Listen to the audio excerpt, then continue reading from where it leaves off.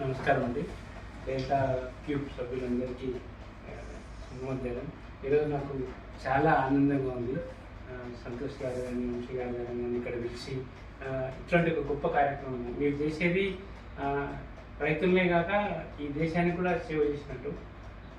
యాక్చువల్గా 12 లక్షల కోట్లు ఈ దేశం విదేశీ మారక ద్రవ్యంలో బయట దేశాలకు యూరియా, డిఏపి, పొటాష్, కెమికల్స్ అన్ని దిగుమతి చేసుకోవడానికి, పెస్టిసైడ్స్ దిగుమతి చేసుకోవడానికి కోల్పోతుంది.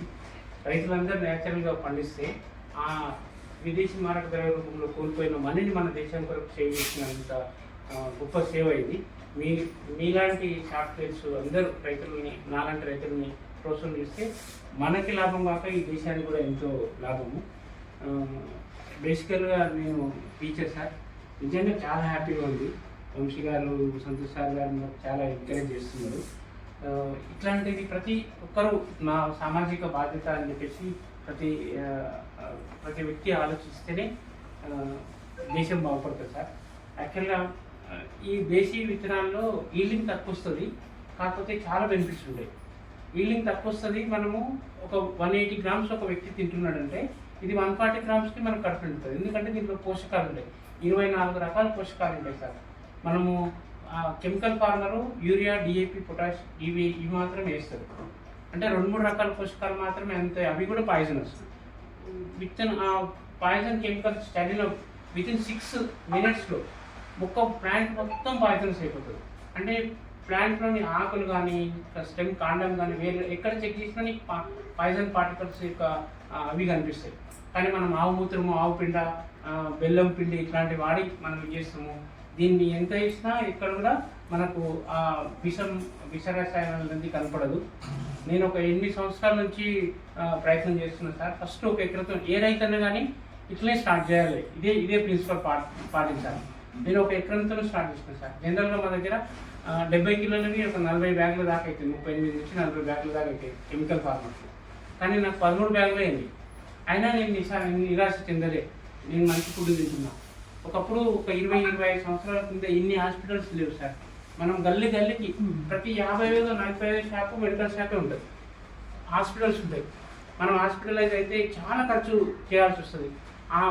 చేసిన దాంట్లో 10% మనం ఎక్కువ అనుకొని ఒక రైతుని బతికించినట్లయితే దేశానికి సేవ చేసినట్టు, విదేశీ మారక ద్రవ్యాన్ని మనం కాపాడి దేశానికి సేవ చేసినట్టు అవుతుంది. ప్లస్ మన ఆరోగ్యం సార్, మన ఆరోగ్యం పాడైందంటే ఎంత టైం వేస్ట్ అవుతుంది. కాబట్టి ఈ క్యాన్సర్ అనేది అసలు చాప కింద నీళ్ళ అంత వ్యాపిస్తుంది సార్. పంజాబ్లో 5 నదులు ఉంటాయి, జీలం, చినాబ్, రవి, బియాస్, సట్లెజ్. వాళ్ళకు పశు సంపద లేదు, మొత్తం వాళ్ళు ఫెర్టిలైజర్ పైనే డిపెండ్ అయినారు. రైతులకు తర్వాత కన్జ్యూమర్స్కి, ఆ బియ్యం, గోధుమలు తినే కన్జ్యూమర్స్కి క్యాన్సర్ వస్తుంది సార్. వడోదర నుంచి చండీగఢ్లో free cancer government cancer hospital ఉంటుంది. వడోదర నుంచి చండీగఢ్కి పోయే ట్రైన్ ఉంటుంది ఒకటి.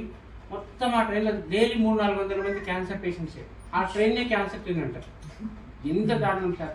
సో ఇది మన తెలంగాణలో కూడా, ఇప్పుడు తెలంగాణ, ఏపీలో కూడా మనం విపరీతంగా పశు సంపద లేదు. ఇప్పుడు విపరీతంగా క్యాన్సర్ అవి పెస్టిసైడ్స్ వాడుతున్నాం కాబట్టి మనకు కూడా మెల్లగా వచ్చే ఇది ఉంది సార్. చాలా స్పీషీస్ పంచగద్ద అని ఉండే సార్. మేము చిన్నగా ఉన్నప్పుడు ఎక్కడైనా ఒక పశువు చనిపోతే వందల సంఖ్యలో వచ్చి ఆ పశువు యొక్క మాంసాన్ని తినేవి. అది ఇప్పుడు అంతరించిపోయింది. తెలంగాణ గవర్నమెంట్ ఒక పక్షిని చూస్తే 5 లక్షలు రివార్డ్ ఇస్తామని చెప్పేసి ప్రకటించే స్థాయికి వచ్చింది. అంటే ఏం జరిగింది ఇక్కడ అంటే, మనం ఫెర్టిలైజర్స్ చేసినటువంటి గడ్డిని పశువులు తిన్నాయి. ఆ చనిపోయిన ఆ పశువుల మాంసాన్ని ఇవి తిన్నాయి. ఇవి తిన్న తర్వాత అవి కెమికల్స్ దాని లోపల ఉండడం వల్ల అవి చనిపోవడం జరిగింది. తర్వాత ఇంకొక డేంజర్ ఏం జరుగుతుంది సార్ అంటే, ఒక 40 సంవత్సరాల తర్వాత ఇప్పుడే సంతాన సాఫల్య కేంద్రాలు గల్లీకి హైదరాబాద్ లాంటి పట్టణాల్లో వెలిసేస్తా ఇది వచ్చింది సార్. ఈ కెమికల్ ఫుడ్ తినడం వల్ల అబ్బాయిలు కానీ అమ్మాయిలు కానీ వాళ్ళ రీప్రొడక్షన్ సిస్టమ్ అనేది దెబ్బతింపుతుంది.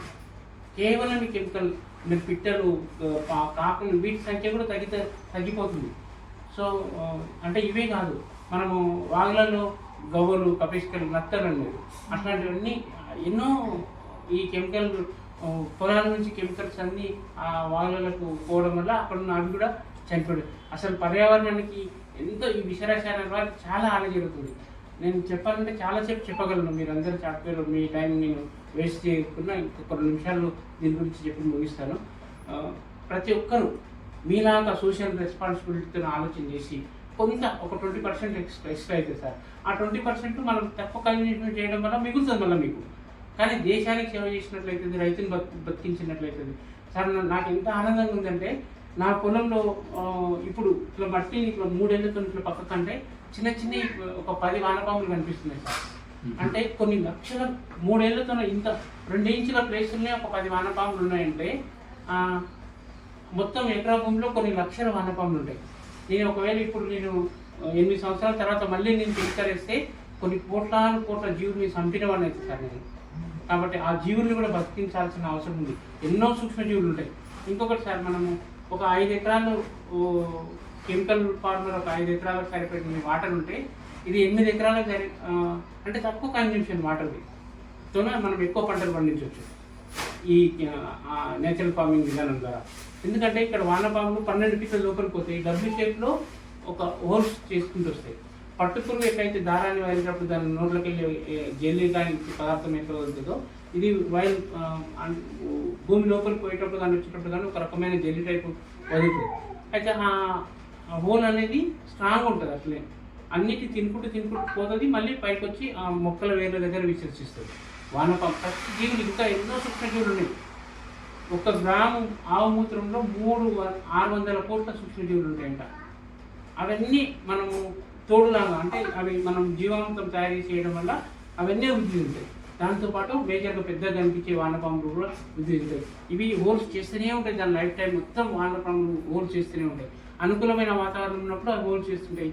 అనుకూల వాతావరణం లేకుంటే నిద్రావస్థలు, మనం ఎలుగుబంట్లకు శీతాకాలం నిద్ర అంటాం, 6 నెలలు నిద్రపోతుంటారు అనుకూల వాతావరణం లేనప్పుడు. తర్వాత మళ్ళీ బయటకు వస్తుంటారు. ఇట్లనే దీనికి అనుకూల వాతావరణం లేనప్పుడు భూమిలోనే ఉంటుంది.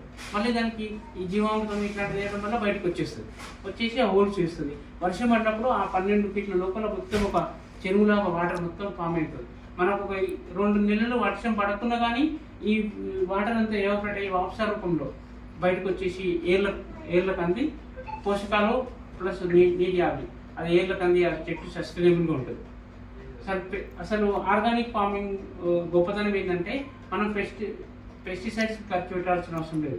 నేను మొదటగా వేప నూనె స్ప్రే చేసేవాడిని సార్. ఇప్పుడు నాకు వేప నూనె కూడా స్ప్రే చేయాల్సిన అవసరం లేదు. పక్క రైతులు అన్నీ అసలు మామిపండు తేగులని, లేకుంటే దోమపోటని, తెల్లకంకి అని ఇట్లాంటివి వచ్చి నష్టపోతే కూడా అసలు నాకు ఒక్క తెల్లకంకి కానీ పక్కనే ఉంటుంది పొలం, కానీ నా పొలంలో అది ఉండదు. ఇంకా ఎంత గొప్ప సార్ ఈ ప్రకృతి వ్యవసాయం అంటే, మా పొలాలు మా చిన్న తాత వాళ్ళవి, మావి, మా ఇంకొక చిన్న తాత కొడుకు, ముగ్గురు మా పాలలు పక్కపక్కన ఉన్నాయి. మేము కుప్పలు, వాళ్ళ కుప్ప ఇక్కడ, మా కుప్ప ఇక్కడ, మా తమ్ముడు వాళ్ళ కుప్ప ఇక్కడ, 3 కుప్పలు వస్తాయి. పక్షులన్నీ వచ్చి నా కుప్ప దగ్గరనే ఒడ్లు తింటున్నాయి. చూడండి పక్షులకు ఎంత గొప్ప తెలివి ఉంది. ఆ పక్షులకు ఉన్న తెలివి మనుషులకు లేదేమో అనిపిస్తుంది. అంటే అసలు నా దగ్గర అప్పుడు కెమెరా ఫోన్ లేకపోతుండే, ఫోన్ ఉంటే నేను ఫోటో తీస్తుంటేది. నాకే వండర్ అనిపించింది అసలు. ఇట్లా ఇది ఏమంటారు, మనం కదా వెంట్రుకలన్నీ డిస్టర్బెన్స్ ఇంత గొప్పదా ప్రకృతి వ్యవసాయం అని చెప్పేసి. ఇంకా సార్ మనం ప్రకృతి వ్యవసాయంలో చెట్లు పెడతాం అక్కడక్కడ. ఇప్పుడు నేను మా ఇంట్లో సార్తో ఇచ్చిన అవి మధ్యలో ఉన్నాయి, చుట్టూ టేకు చెట్లు ఉన్నాయి. దీనివల్ల ఏమవుతుందంటే ఆ టేకు చెట్ల పైన పిట్టలు కూర్చుంటాయి. అవి గాలిలో తిరుగుతూ ఆ పురుగులు ఏవైతే మనకు హాని చేసే పురుగులు ఉన్నాయో ఆ ముక్కుతున్న గాలిలోనే క్యాచ్ చేస్తాయి సార్. అవి తింటాయి. అవి గుడ్లు పెట్టి మళ్ళీ కొత్త పురుగులు ప్రొడక్షన్ జరగదు అన్నట్లు. అంటే నేచురల్గానే సహజంగా ఉంది. మనం కీటకనాశనలు అవి వాడి విషం వెదజల్లి మన ఆరోగ్యం, భూమి ఆరోగ్యాన్ని, మన ఆరోగ్యాన్ని అంతా పాడు చేయాల్సిన దుస్థితికి మన చేరుకున్నది. మీలాంటి వాళ్ళ సహకారం ఉంటే ఇంకా గొప్ప గొప్ప అద్భుతాలు చేయొచ్చు సార్. తర్వాత ఆయిల్ కూడా సార్, మనకిప్పుడు 3 కిలోల పల్లీలకు 1 కిలో పల్లీ నూనె వస్తుంది. 3 కిలోల పల్లీలు అంటే 125 రూపీస్ వేసినా 375 రూపీస్ అవుతుంది. 375 రూపీస్కు 1 కేజీ పల్లీ నూనె ఉత్పత్తి అయితే 180 రూపీస్కి ఎట్లా ఇస్తారు సార్? ఇది చాలా అసలు ఈ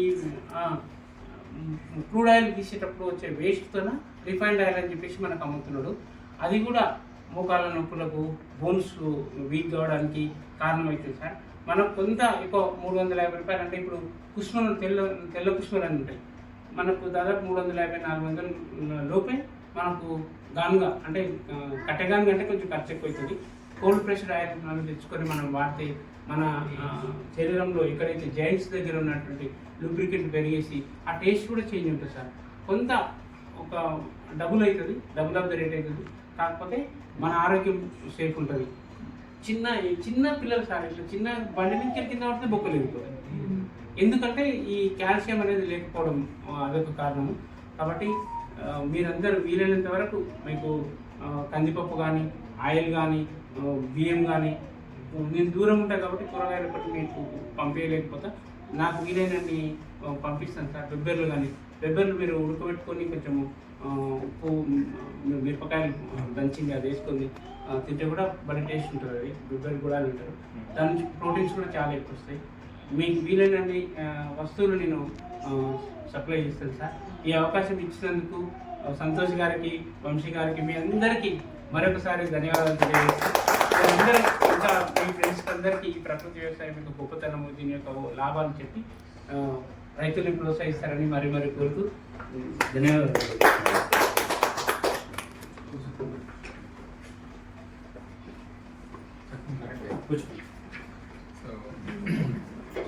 అందరికీ నమస్కారం. సో మేము ఇవాళ డెల్టా కిడ్స్ నుంచి అడాప్టివ్ ఫార్మర్ అనే కాన్సెప్ట్ని తీసుకున్నాం. సో అడాప్టివ్ ఫార్మర్ అనే కాన్సెప్ట్ తీసుకున్నాం. సో ప్రతి కంపెనీకి ఒక ఫార్మర్ ఉండాలి. సో ఆ ఫార్మర్ అందరి ఎంప్లాయీస్కి తనే సప్లై చేయాలి, రైస్ అని ఏదైనా కానీ తనే సప్లై చేయాలి. సో ఈ విధంగా ఒక రైతు భూమిని కాపాడినట్లయితుంది, మనము రైతుని కాపాడినట్లయితుంది. ఇలా ఒక సైకిల్ లాగా ఏర్పడుతుంది. దీనివల్ల ఏంటంటే మన జీవన విధానం అనేది చేంజ్ అవుతుంది. మన జీవన విధానం, లైఫ్ స్టైల్ చేంజ్ అయిపోతే మనకు హెల్తీగా ఉండగలుగుతాం. ఇంకొకటి చాలామంది ఖర్చు పెడతారు, బర్గర్కి 250 రూపాయలు, 300 రూపాయలు. ఇంకా కేఎఫ్సీలో ఒక బకెట్ వచ్చేసి 800 రూపాయలు, 899, జస్ట్ ఓన్లీ 999 రూపీస్. ఇక్కడ 99 రూపీస్కే పైసలు ఆలోచిస్తారు. మరి దేనికి ఆలోచిస్తారో తెలియదు. ఒక చిరంజీవి కానీ, లేకపోతే ఒక హీరోస్ కానీ, ఎవరైనా కానీ, సెలబ్రిటీస్ ఎవరు యాడ్స్ ఇవ్వరు ఈ నేటివ్ సీడ్స్, నేటివ్ విధానం. మన హెల్త్, ఎందుకంటే వాళ్ళకి కావాల్సింది మనీ, మనకు కావాల్సింది హెల్త్. సో మనం అన్హెల్తీగా ఉంటే వాళ్ళకి బెనిఫిట్, మనం అన్హెల్తీగా ఉంటే బెనిఫిట్, మనం హెల్తీగా ఉంటే మనకు బెనిఫిట్. సో మన డెల్టా క్యూబ్స్లో నేను దీనికి ఎందుకు నేను అంత డెసిషన్ తీసుకున్నాను అంటే, ఫస్ట్ నేను డైరెక్ట్ మీకు చెప్పొచ్చు నేటివ్ సీడ్ వాడనండి, కానీ అట్లా కాకుండా నేను 3-4 మంత్స్ నుంచి వెళ్ళి నేటివ్ సీడ్స్ మొత్తం వాడుతున్నాను. మా ఇంట్లో దాల్, పప్పు, రైస్ అన్నీ ప్రతి ఒక్కటి, వెజిటేబుల్స్ కూడా నేను ఫార్మ్ మై ఓన్ వెజిటేబుల్స్కి మేము ట్రై చేస్తున్నాను. వితిన్ 1 ఇయర్లో I will never by out side. ఎంత వీలైతే అంత ఫార్మర్స్ దగ్గర, లేకపోతే నా దగ్గర మాత్రమే మేము తీసుకోవాలని మేము టార్గెట్ చేసుకున్నాము. సో మనం మన బెనిఫిట్ ఇంత మంచి హెల్తీ అయిందంటే ఆబ్వియస్లీ మన నైబర్స్కి కూడా మనం అదే రికమెండ్ చేస్తాం, మనకు తెలిసిన వాళ్ళు. అలాగే ఇంకా మా ఎంప్లాయీస్కి నేను ఎంత రికమెండ్ చేయాలి, మా ఎంప్లాయీస్ యొక్క మోర్ ప్రియారిటీ ఏంటంటే take caring of their health. అంతేగాని నువ్వు బిజినెస్ని ఇంత గ్రో చేస్తున్నావు, నువ్వు ఎన్ని టార్గెట్ చేస్తున్నావు, ఎన్ని క్లోజ్ చేస్తున్నావు అనేది మనం ఎక్కడ మా ఎంప్లాయీస్కి మేము ఎప్పుడు పెట్టలేదు. And we don't want make them stress అనేది ఎక్కడ లేకుండా ఉండడానికి మేము ఈ డెసిషన్ తీసుకున్నాం. సో వాళ్ళు హెల్తీగా ఉండాలి, వాళ్ళ ఫ్యామిలీ హెల్తీగా ఉండాలి, వాళ్ళ ఆరోగ్యంగా ఉండాలి, ఎటువంటి జబ్బులు రాకుండా ఉండడమే మెయిన్ యొక్క దీని ఉద్దేశం. ఇంకొకటి ఏంటంటే ఇక్కడ విన్ విన్ విన్, రైతు లాభపడతాడు, భూమి ఆరోగ్యంగా ఉంటుంది, ప్లస్ కస్టమర్ కూడా ఆరోగ్యంగా ఉంటుంది ఈ ఒక్క ప్రొడక్ట్ వల్ల. సో ఇది మెయిన్ కాన్సెప్ట్. అండ్ మా ఫౌండేషన్ తరఫున ఇంకా రైతులకి ఏ విధంగా వీలైతే ఆ విధంగా మేము ఇంకా ఎక్కువ హెల్ప్ చేయాలని, ఇంకా ఎక్కువ ఆపర్చునిటీస్ ఇవ్వాలని మేము కోరుకుంటున్నాం. అండ్ గోపాల్ గారికి చాలా ధన్యవాదాలు. మా కొరకు ఇంత మంచి రైస్ని మాకు తీసుకొచ్చి, మాకు ఎప్పుడు అడిగినా మాకు అందుబాటులో ఉంటారు గోపాల్ గారు. ఏది అడిగినా కానీ మాకు కాదనే కొట్టి చేస్తారు. చాలా కృతజ్ఞతలు, మీరు మంచి అవకాశం ఇచ్చినందుకు. ఇంకొక విషయం సార్, చాలా హెల్త్ గురించి అన్నాడు.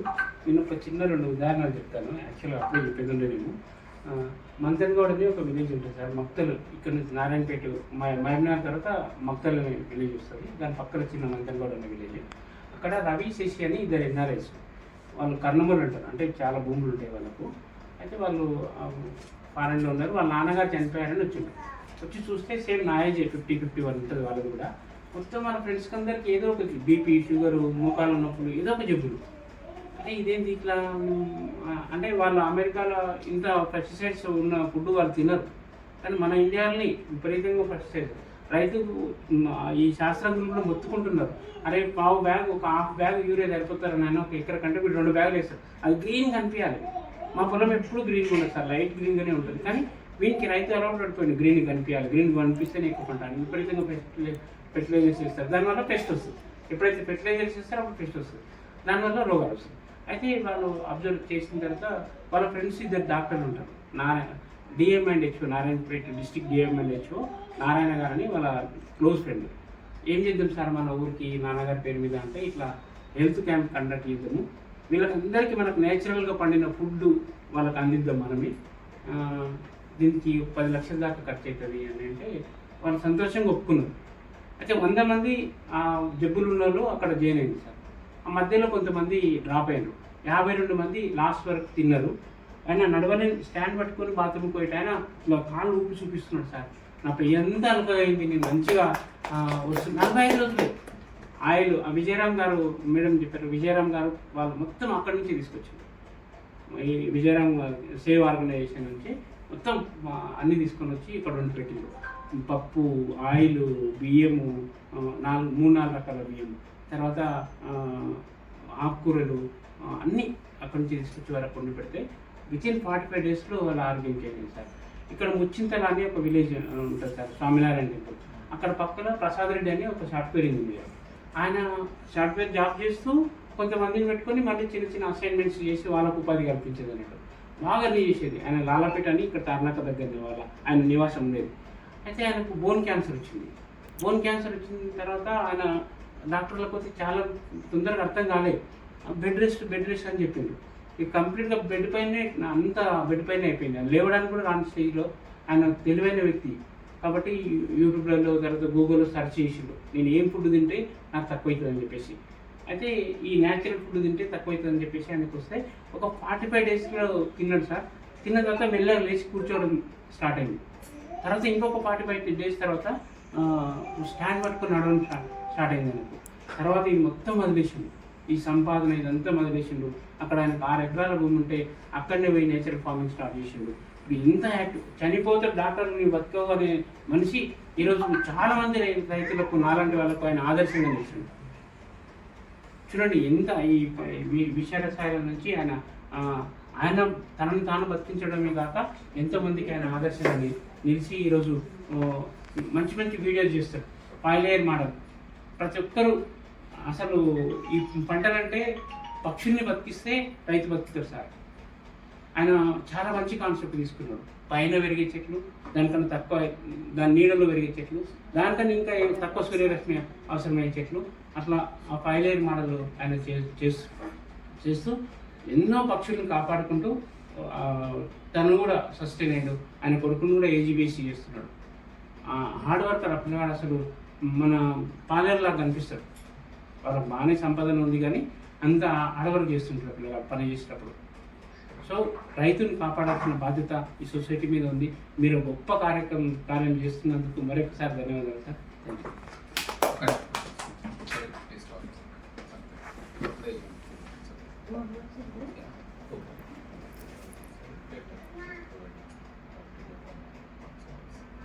Yeah, first I would like to thank Vamshi, Santosh and Gopal Garu for bringing this awareness to us. I always, and what he told me about that train which had patients of cancer was really alarming. That stuck to me, and if you actually look at it and try to analyze why that's happening, why the number of cancer cases are increasing in today's generation, is mainly because of the various environmental factors, and it starts from your food, what you're taking, and without knowing, we're actually indirectly. So when he was explaining to me, I could relate to the food chain. It starts from the ground, then the chemicals go into the plants, then we as herbivores take those food, it goes into our bloodstream, and people who eat non-vegetarians, it goes into the animals, and the cycle continues. And so there are many cases, even Anita in the morning when I was talking to her, she was saying how it also could cause these fertilizers or pesticides, what they're using could also cause infertility, which is a big racket, I would say, these days. You have so many IVF hospitals and doctors specializing in IVF. I think all that could be avoided if you could eat basic grown food, organic food, what Gopal Garu was explaining. And it's like simple, what all you use, cow urine and cow dung, natural. many other vermicompost. So it's not a big task if you see. And coming to the cost factor, of course, organic food is comparatively costlier, but I feel you can afford it. It's just a mindset. You go to a Pizza Hut, you'll be ending up spending 2,000 rupees a day, but why not eat organic food then in that case? I mean, it was absolutely awakening and mind-blowing what he told, and I think all of us, I would 100% thank Santosh for giving us this awareness and also giving us rice. Please try it out, give your feedback. He's also provided organic sanitary napkins. I request all the ladies to try it out and give a feedback to the people who are actually manufacturing it, and start using organic products as the logo, I would say. Thank you so much. So నేను దయచేసి అందరూ వాడి feedback ఇవి మీ family మెంబర్స్కి చాలా feedback ఇవ్వండి, okay? ఎందుకంటే మనం మారితే మన ఫ్యామిలీ మెంబర్స్ మారుతారు. సో మనం ఇచ్చే ఫీడ్బ్యాక్ నాకు ఇంత బాగుంది అని జెన్యున్గా చెప్పండి, ఎందుకంటే అది జెన్యున్ సత్యం ఉంది, అందులో ధర్మం ఉంది కాబట్టి. సో మనకి ఏంటంటే మన ఫ్యామిలీలో నేను ఒక మాట చెప్తున్నా, బాధ అంటే నీకు దెబ్బ తాకి నువ్వు హాస్పిటల్లో ఉంటే బాధ. నరకం అంటే నువ్వు బాధపడతావు, నీ ఫ్యామిలీ మొత్తం నరకంలో ఉంటాడు, అన్నా కాదు? సో మనము ఒకరోజు హాస్పిటల్లో ఉంటాం, మనకేంటి అన్ని సేవ చేస్తారు, ఫ్యామిలీ మెంబర్స్ అందరు సేవ చేస్తారు, మనకు ఏదంటే అది చేస్తారు, కానీ వాళ్ళు నరకం అనుభవిస్తారు. మనం అనుకుంటాం వాళ్ళు సేవ చేస్తున్నారు, కానీ వాళ్ళు ఎంతో బాధపడతారు. సో నువ్వు నరకాన్ని ఇచ్చేవాడివి అవుతావా, నువ్వు మంచి ఫ్యామిలీకి ఒక మంచి ఫ్రెండ్లీగా స్నేహంగా ఉంటావా అనేది మన జీవితం మీద ఆధారపడి ఉంటుంది, మనం తినే ఫుడ్ మీద, అవునా కదా? ఇక మనం ఇప్పుడు అహింసా ఫౌండేషన్ కూడా మనము ఏ జీవిని చంపకూడదు, ఏ జీవిని కూడా హింసించకూడదు. ఏ జీవిని హింసిస్తే ఆ జీవి యొక్క కంపల్సరీ కర్మ నీ ఫ్యామిలీలో కంపల్సరీ వస్తుంది. సో దయచేసి మనం అంటే భూమిని కానీ అంటే మనస వాచ కర్మ ఈ మూడు ఎప్పుడు శుద్ధిగా ఉంచుకోవడం అనేది మన జీవిత యొక్క లక్ష్యం. చాలా thank you sir, thank you so much, thank you.